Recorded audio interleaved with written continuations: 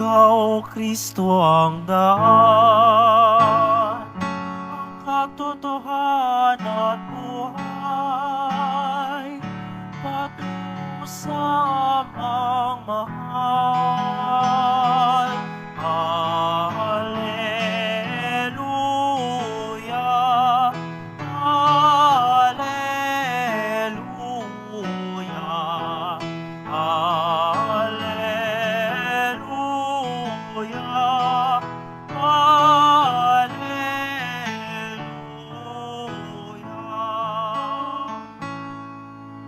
Sumainyo ang Panginoon, At sumaiyo rin. ang mabuting balita ng Panginoon ayon kay San Juan.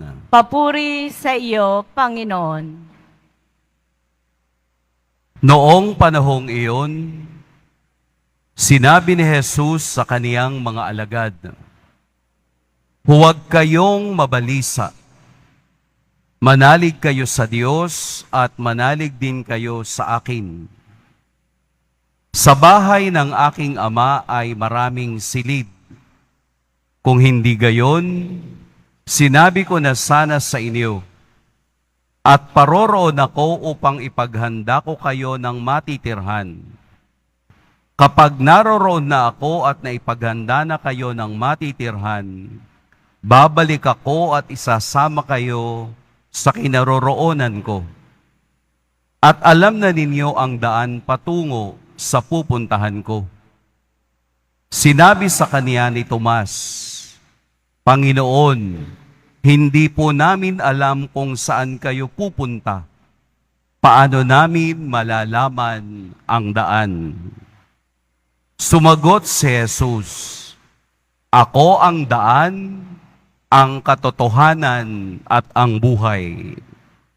Walang makapupunta sa Ama, kundi sa pamamagitan ko."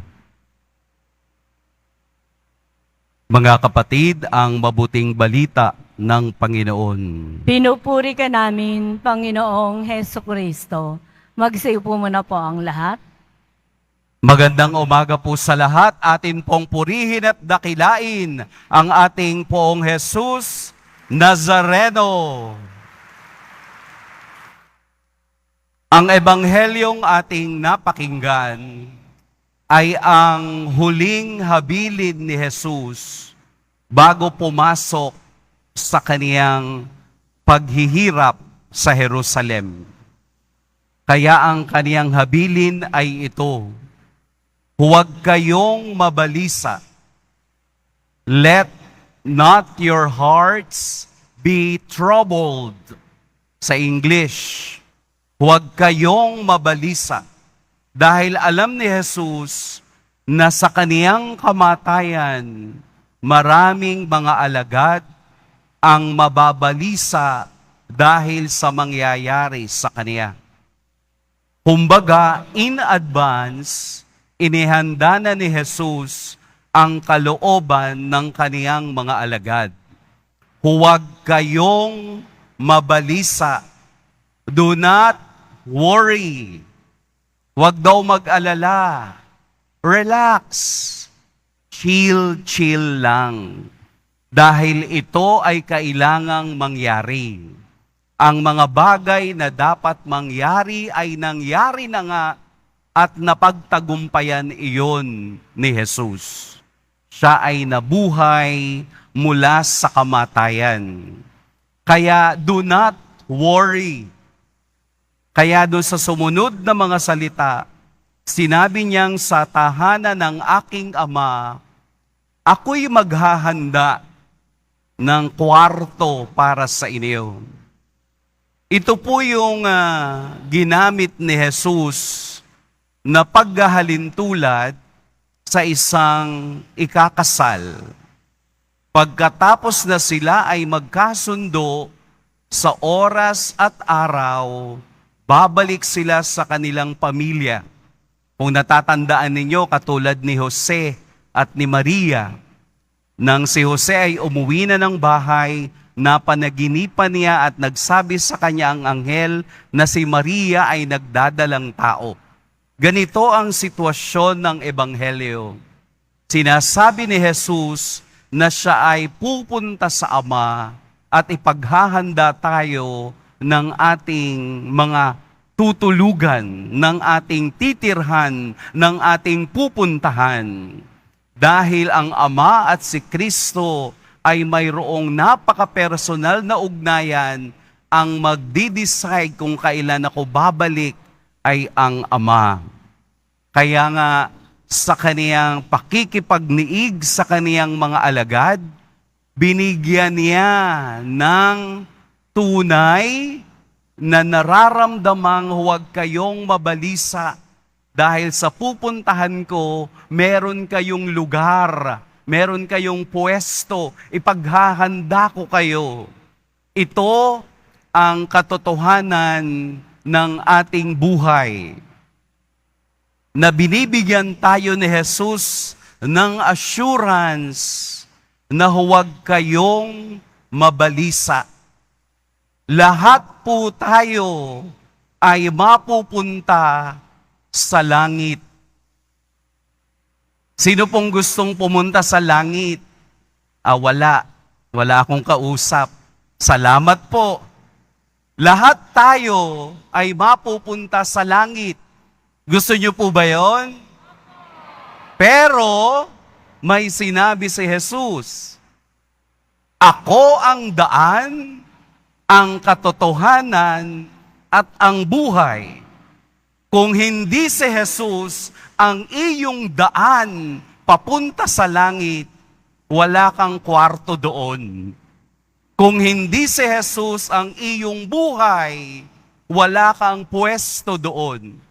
Kung hindi si Jesus ang iyong katotohanan, wala kang lugar sa pupuntahan niya.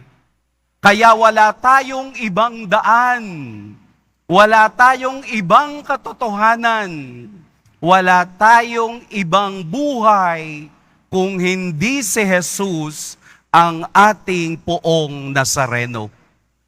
Kung hindi natin kayang sumunod sa Kanya, ang pangako niya na mayroong kayong pwesto sa pupuntahan ko sa kaniyang kaharian at hindi natin kayang sumunod sa pagka-Diyos ni Kristo, sigurado wala tayo doon.